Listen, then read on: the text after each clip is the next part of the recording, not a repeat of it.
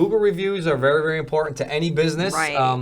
And you have to, make sure your clients know about Google reviews. Everybody's busy, let's face it. So, go ahead and make sure your clients in any business that you're at are giving you the Google reviews.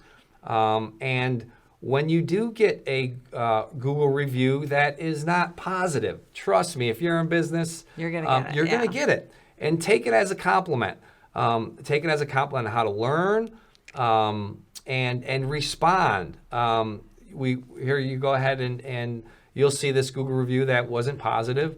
A homeowner called the office and wanted to do a 4-week kitchen for under $15,000, and the office, probably went ahead and said that's not possible. So they felt that the marketing we had out there was saying you could do a 4-week kitchen for $15,000. It was just a misinterpretation.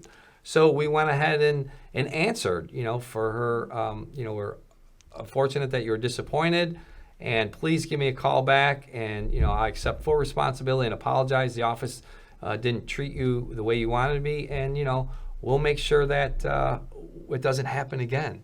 Right. But every remodeler is not the best fit for every client. And that's a touchy thing to talk about. And it's not that the remodeler is trying to say you're not good enough or this or that, but it would waste your time and the remodeler's time if you were to meet and it's not a good fit. I mean, there is a great fit for every client, but no company could be really good and really efficient at what they do if they worked with every type of client.